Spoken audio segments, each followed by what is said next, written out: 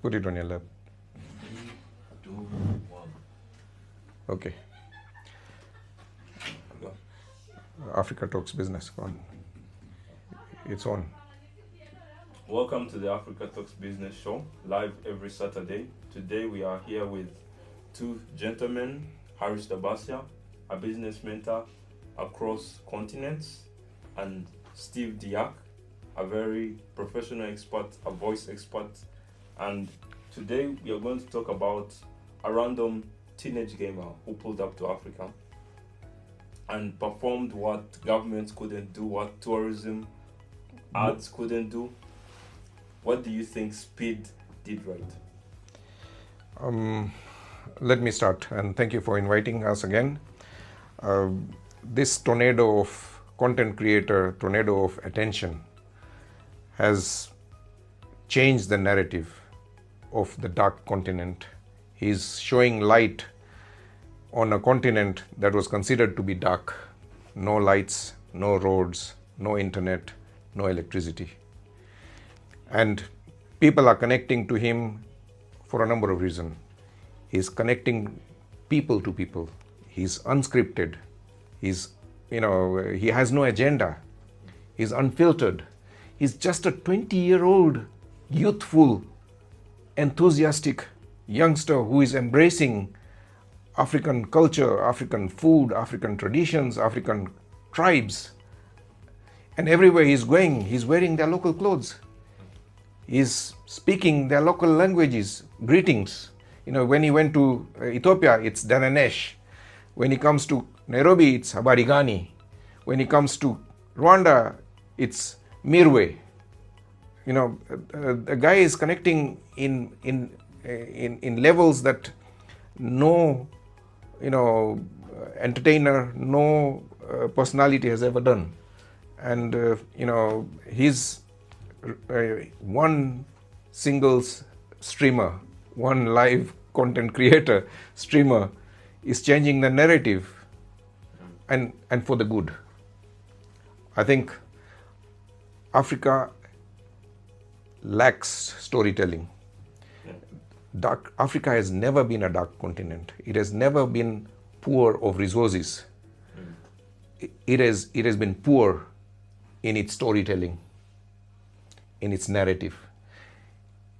It was the colonials who dictated the story that the Africans told themselves. The Westerns told it the way they wanted it, but we've accepted it wholeheartedly.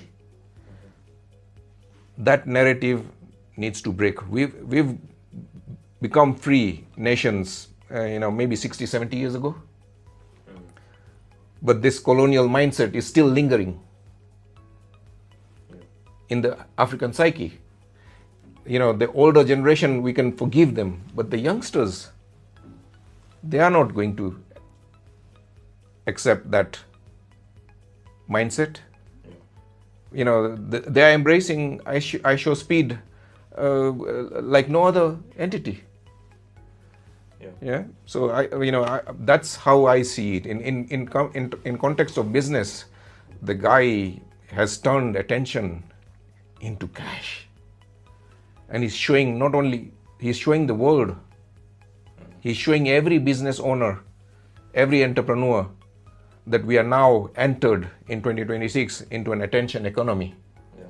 Let's hear from Stevie on how to monetize content and how this guy is managing to turn attention into money. Exactly. First thing I have to say about this young man is I used to watch his videos when he was in China, and I quite didn't understand in the beginning what he was doing. And then later on I realized the government of China invested a lot in him showing the other side of China that the world doesn't know. Mm-hmm. Like going to villages, interacting with cities that we don't know about, not just focusing on Hong Kong, Beijing, but he went to the countrysides. He was mingling with just random people. Yeah, villagers, doing martial farmers. Arts. I even saw him doing martial arts. Yeah. I was like, this man is amazing. Now, when I heard he's coming to Africa, I was like, oh my God, that's the only God-sent opportunity for the African continent to really put themselves on the spotlight not only in terms of tourism, to create that content which is going to attract more visitors, but also in terms of investment, and also to break barriers of the psyche that people used to have about Africa. Because the moment you say, I even saw random vox pops when they say, what's the capital of Africa? And the person just says it's Nigeria. So they think the whole continent is actually a country. Yeah. IShowSpeed has broken those barriers. IShowSpeed has shown that Africa has a huge potential, beautiful places to see. And you know, ever since he came to Africa, I've seen more, especially Black Americans from the diaspora, visiting, especially the countries that he has been to. So it's like he has opened the doors. Now, coming to a content creation perspective, I think IShowSpeed is a wake-up call to African content creators to wake up and realize that we have a potential on the continent. We as Africans, no matter the nation, even a nation which is known as the so-called poor country, you know, it shows that we can tap into our natural resources to really display the good side of Africa, what we have. Now, coming to the monetization aspect of that, I think this is the time for people dealing in the tourism industry, hotels, restaurants, cultural aspects, people who market the cultural side of Africa, to really tap into that opportunity to portray, to promote their businesses, and also to monetize. And why not to create content and to monetize that content also for that sort. That's what I can say about this man. My conclusion is that this is just a God-sent angel, no matter the age, and the guy has really done a lot for us. Okay, let's talk about the elephant in the room, the dark continent narrative. Right? Where did it come from, and why is it there? I was surprised whenever I go to India. You know, you come from Africa, and how come you're not dark? The Indians are telling me, you know, people in Africa, the notion is that people in Africa, the Africa continent is so hot, that's why you Africans are dark. And you know, I tell them that, you know, the temperature in Nairobi is, you know, on average between 20 and 30. Exactly. Oh, that's AC temperature. Exactly. In India. Yeah. And then why are you not, and why are the black people dark? Is the next question. Yeah. They believe that because the sun intensity, because we are at the equator, the sun's intensity is so high, that's you know, you've turned dark. They don't connect it to genetics. Exactly. And even in Africa, there are lots of shades. So in India, the southern Indians look like Africans. Exactly. Yeah. The northern Indians look like Europeans. But this dark continent notion is a derogative term that the colonials used to belittle us, to turn us into slaves, to turn us into servants. You know, and it was by design. They used this divide and rule, and we see in the consequences in Rwanda. The genocide was a direct result of this divide and rule policy that the Belgians used in measuring people's noses and their head and face and scalp and all that. Yeah. That resentment that was, you know, seeded,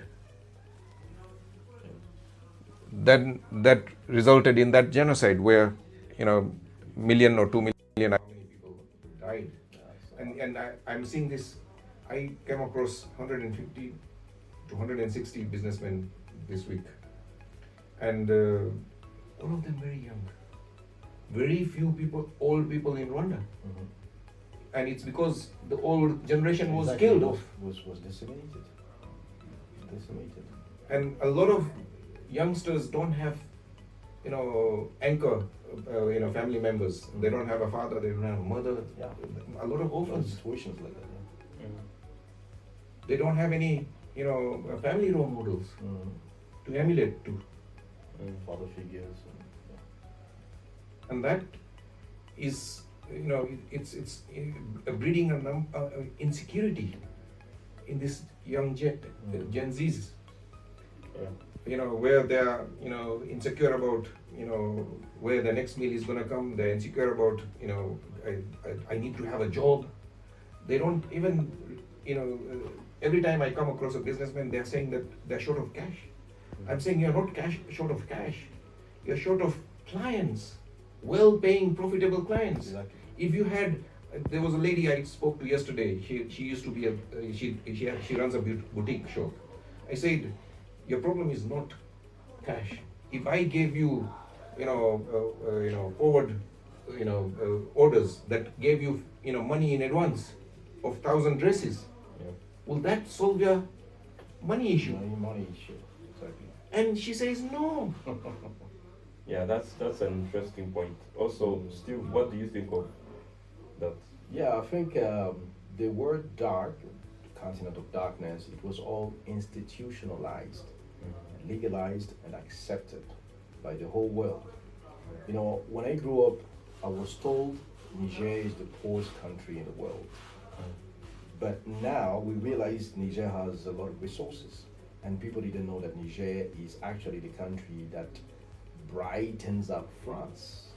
Do you know that electricity from France comes from Niger? Yeah, from the nuclear uranium that is extracted in Niger. And guess what?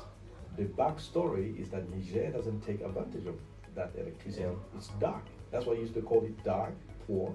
And I also realize it's the same scenario for so many countries. Togo, for example, is also rich in mineral resources. But when you look at the official documents, the narrative is that it's poor. So I don't believe in that anymore. What I think is that IShowSpeed, to come back to that young man, he has really shown a huge potential in Africa. Let's take, for example, on his trips. Do you know he was eating food? Now, look at the different types of dishes that he was eating. It shows how multicolored the African cuisine is. It's a huge potential. Very diverse. Exactly. That's one. Two, now look at the landscapes where he visited. When you go to South Africa, for example, the landscape was amazing. There are places that I've not even seen in documentaries. When he came to Rwanda, there are some parts of Rwanda or the Rwandan culture that I never knew about until he came up. So now, my conclusion about IShowSpeed is that, coming back to the content creation, is that now people are starting to change the mindset, and there is a huge shift on the perception of Africa as a so-called dark continent. Look, what do you mean by dark continent when people buy houses worth 1 million, 2 million, $5 million US? They don't run at their houses that cost a lot like that. Just like in California. When you go to South Africa, there's a guy, he has a YouTube channel, it's called Ines Yilmazer. And then he showed a house in South Africa that was worth like $50 million. And you can't believe it, like this is Africa. It was right on the, how do you call it, Port Elizabeth, and you could see the ocean. It was amazing. You couldn't say this is the Africa that I know. So we need to stop that thinking. That's what I think. We need to focus on what we have, the potential that we have, and we need to realize that Africa actually fuels the rest of the world in so many ways.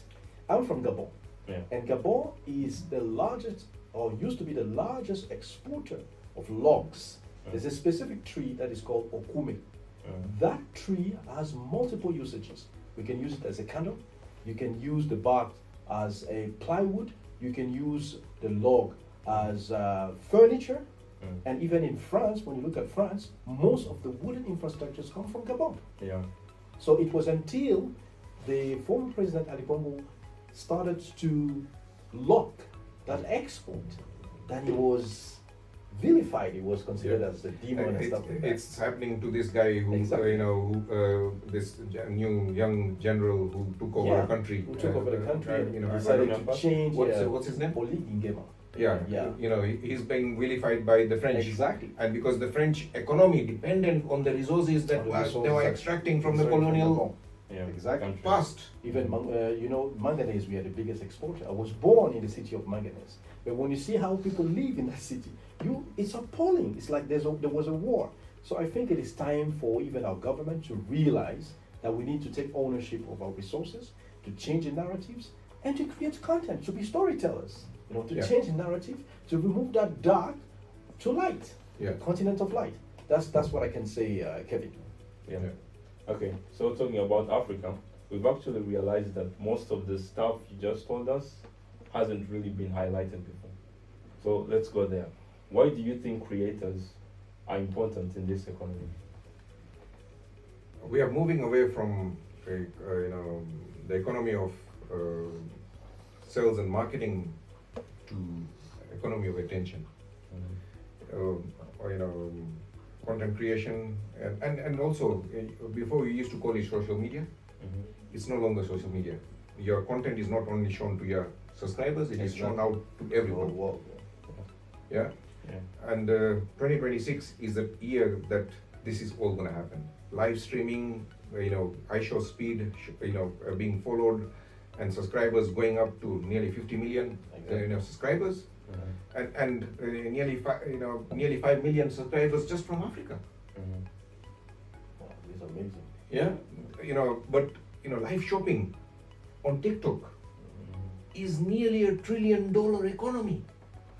That's bigger than most African Nations economies. together. Yeah. And I came across I have a friend and a client. His name is JP, and his wife, she buys dresses on TikTok shop in Rwanda. Yeah. Yeah, that's the first time. I used to think it's only in China that you can do No. She is buying her dresses Yeah. on TikTok shop Live. live. The TikTok shoppers, the girls, they are talking about this. Another product. Yeah. Oh, they are so efficient. Yeah. No time wasting. Exactly. One product to another Yeah, to another. yeah. Hey, and it is so well executed. And people love the experience of somebody selling it to them. Yeah. Somebody trying it on them. Oh, this They color. can relate, to the person trying. And that's encouraging additional sales. Yeah. It's encouraging a new economy that never existed.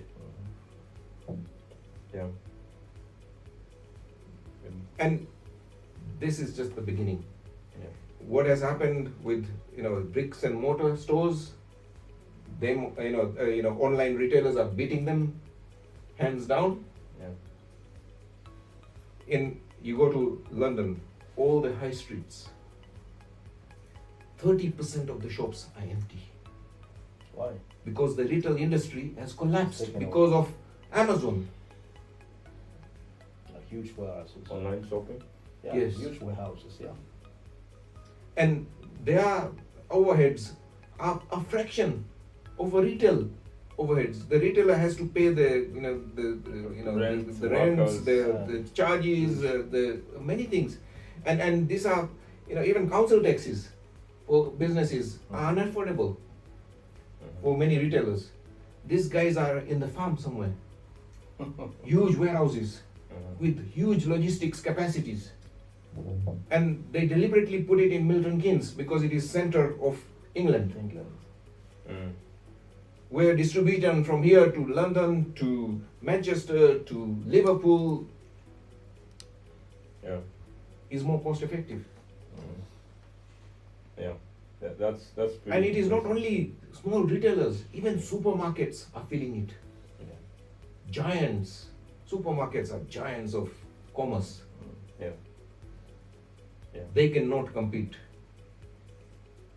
I with totally online agree. retailers. I totally agree with you when you talk about our mindset should shift from the traditional sales method to the attention-seeking method.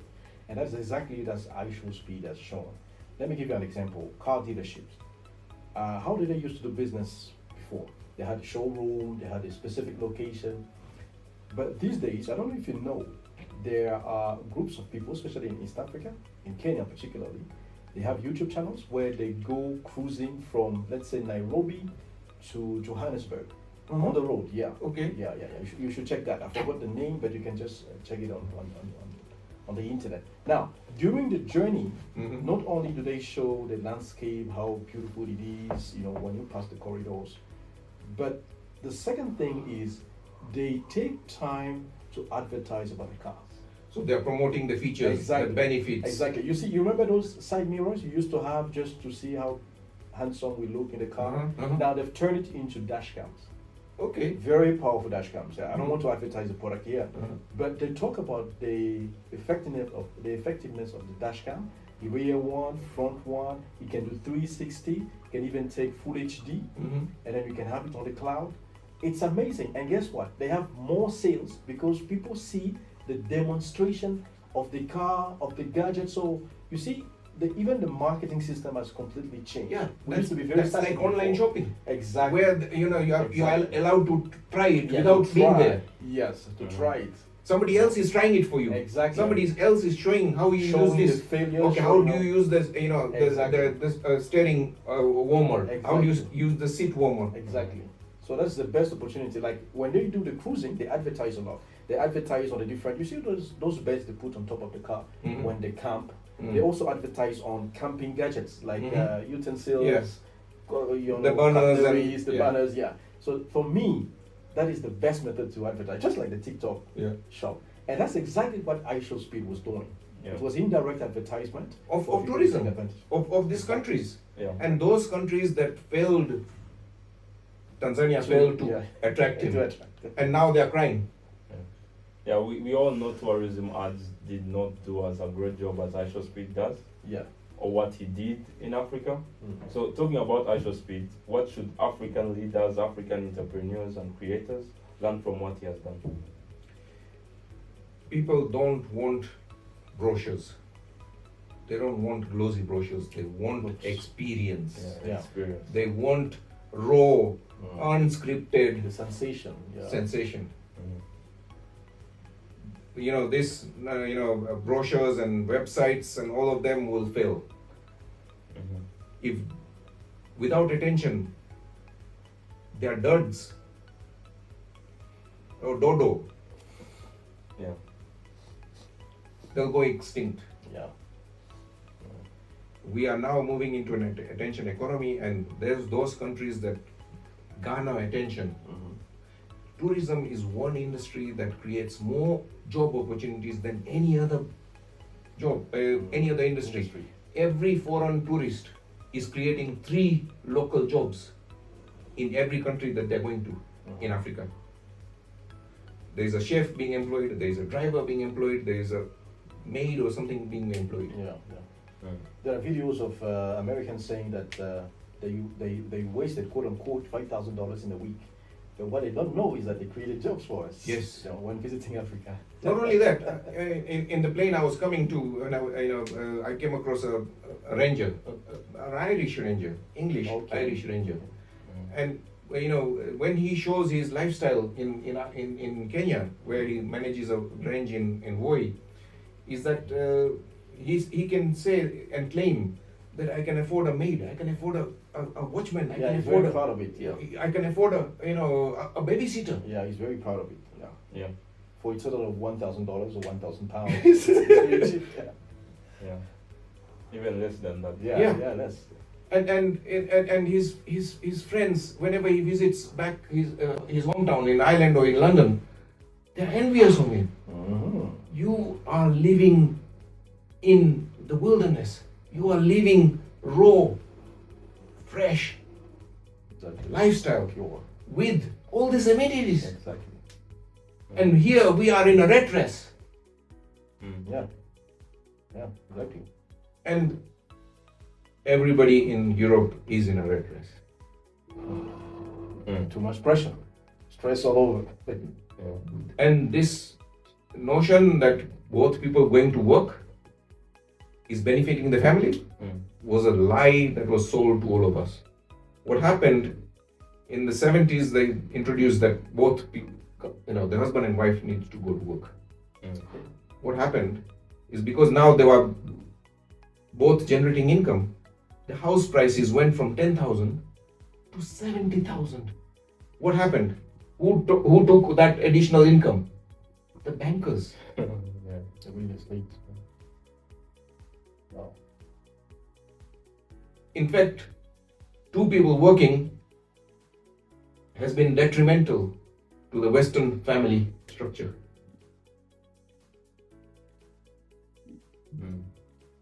There is no one doing babysitting, no one rearing their kids, No one cooking. no one cooking, and all the responsibilities are falling onto the governments. Yeah.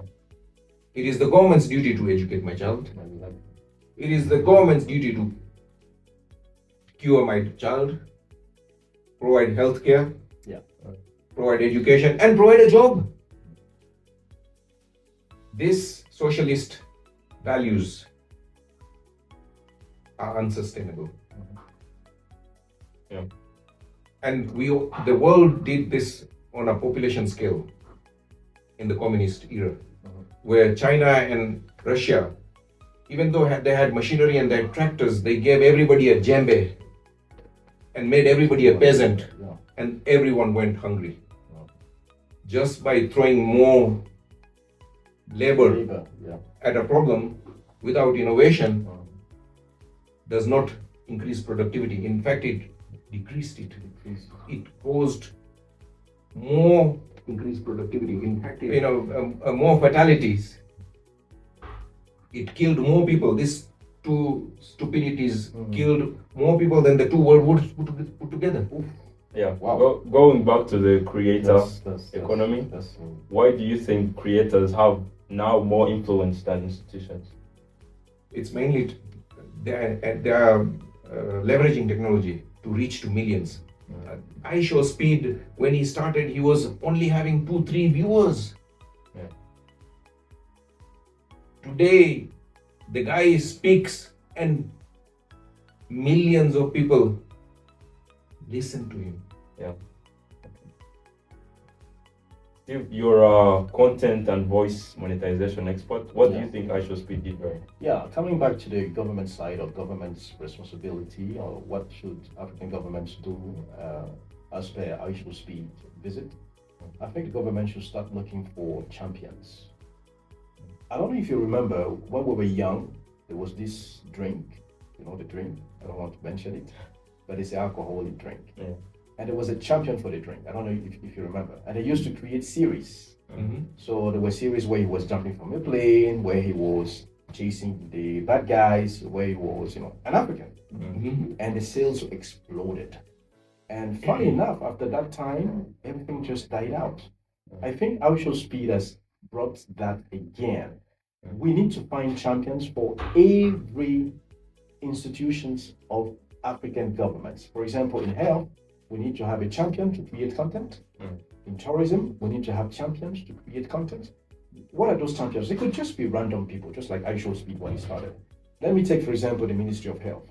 Why can't our African government create like a specific character in a specific country that is going to showcase the reality of health in Africa, for example? You can go visit like public hospitals, you can do tours, just like IShowSpeed, live, raw. Yeah. And advised, like they go to hospitals and they see real conditions, because this is what is going to make governments really react. Yes, If because we it will show that Exactly. it will take the veil off. Exactly. Just random visits, like they go to a maternity and they see the conditions. This is where our government will definitely have to react, and they will improve. It doesn't just improve through government. No. If there is no accountability, there is no Yes. improvement. Exactly. If you don't measure, you don't focus on it. Exactly. You don't focus, you don't become. Exactly. Yeah. Exactly. So they need those content creators who can just go live and then show people the reality on the ground. It's just like when you go to the traffic department, like traffic department, traffic police, take a random guy, not necessarily a police officer, but just a citizen, and then let him do a live tour of the traffic situation. That's where the government can account for itself. To see whether the actions they are doing on the grounds are good or not. So I think this is one side that I I can take as a lesson from IShowSpeed. We need to create more champions for content creation in order to improve the government and to have better accountability. Not only that, but also show off what you have. Exactly. No, if you don't tell the story, the dark continent story will stick. Exactly. Yeah. You have to erase it from people's minds, from people's psyches, from people's narratives. If you don't write your story, the world will pest whatever they want to pest. You know, there's a lady in Uganda. Her content is about those African huts. You know, because this is the image we have. But guess what? She is showing why we built it like that. It was for natural air condition.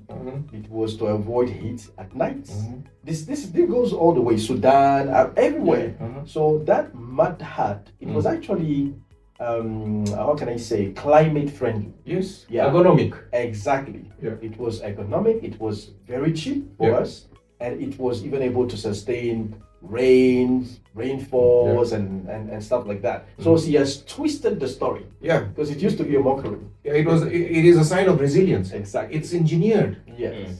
It didn't happen by fluke. It's like the Noscan house. Yes.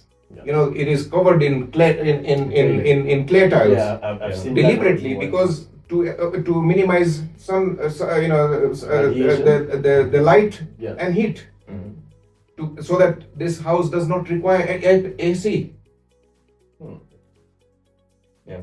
And they've done the same thing with living plants in the new building. So it's not only controlling heat and light, but also generating oxygen and bringing beauty. Exactly. Yeah.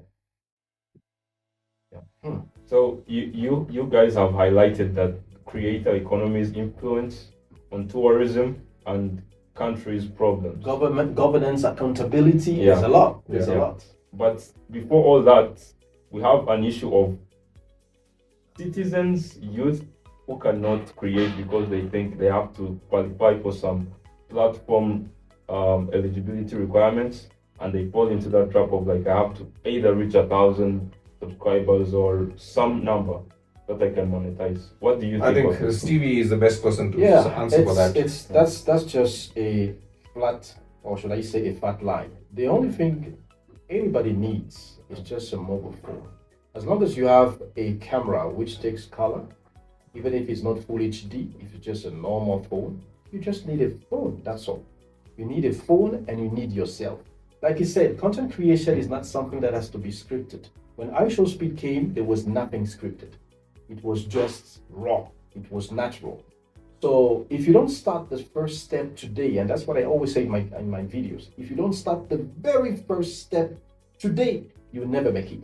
And guess what? It is not only for Gen Zs. I'm 44 years old. I'm not a Gen Z. I am 54. There we go. We create content for business. You do that for business. I also do that for business. I'm into the field of conference interpreting. So my content on my other channel, which is called Conference Interpreting in Africa, seeks to educate not only interpreters, aspiring interpreters, but also clients on the conditions on how we work. And that's why my videos, I realize them, I shoot them within the book. That's the working conditions for people to understand. So stop blaming.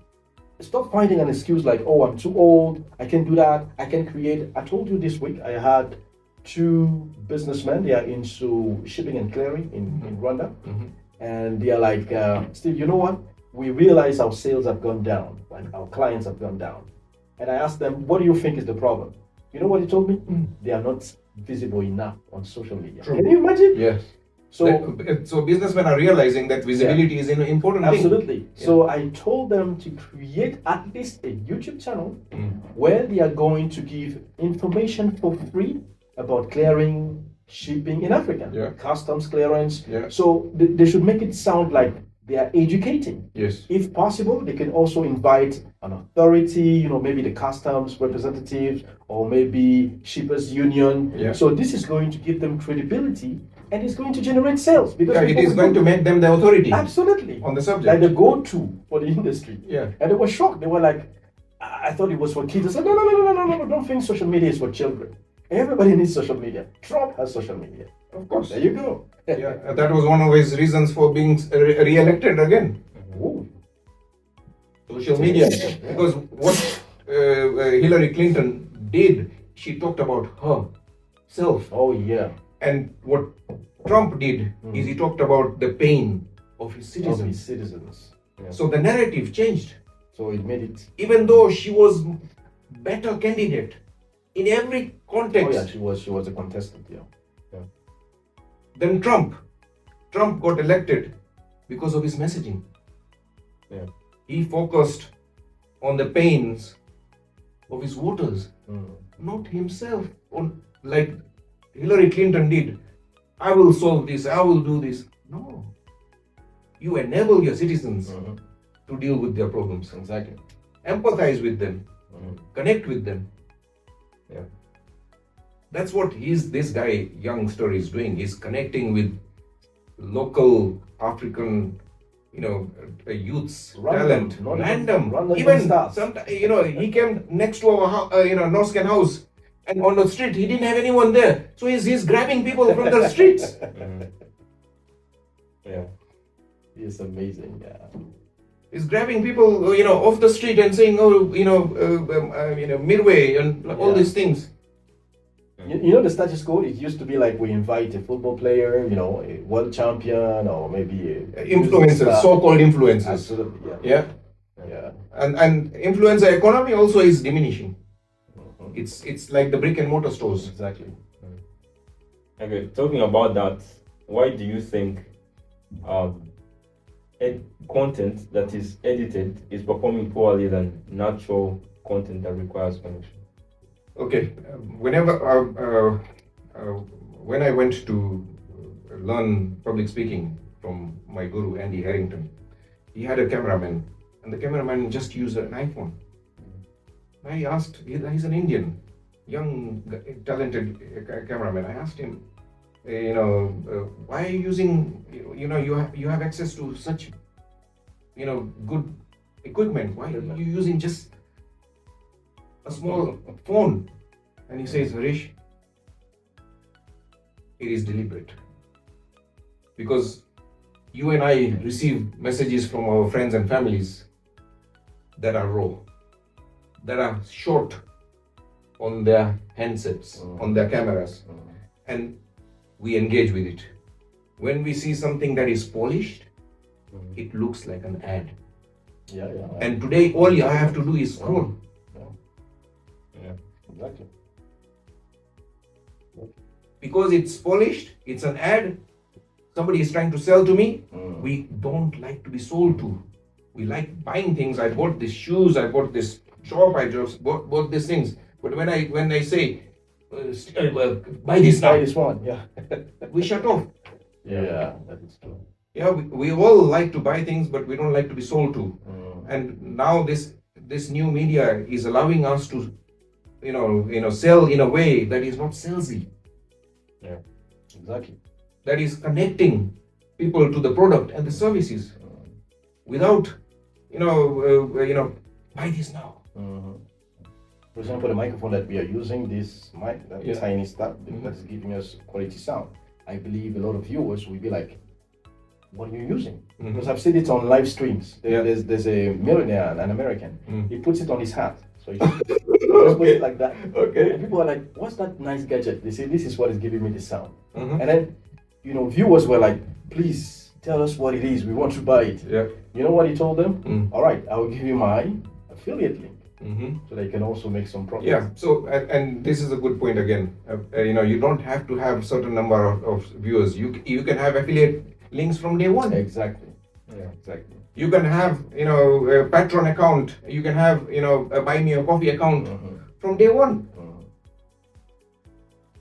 Yeah. And yes, there is a payment issue, which is going to be, which Kenya has managed to allow its content creators to be monetized. Yeah. I think the rest of Africa should do the same. Yeah.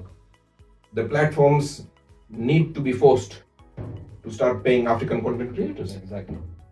Yeah. They are not going to go and say, "Oh, I'm feeling generous today, Africa." African creators come, will pay you. Yeah. No, they are not going to do that. Yeah, that's why our government should take responsibility and understand that the content creation industry is worth billions of dollars. So they need to create incentives for us. They need Yes. to allow us to receive. And it has to be classified as a profession, As a profession. as a business. Exactly. It needs to be in the same as shipping is, or Exactly. logistics is, or retail is, or wholesale is, or Yeah. service industries. He said something great. He said, you shouldn't always expect to have 1,000 subscribers. Somebody will tell you this is crazy. How is it possible? Even if you have 2 subscribers on your TikTok account, once you share something valuable, you may receive a DM. So everything starts from the DM, that is a direct message.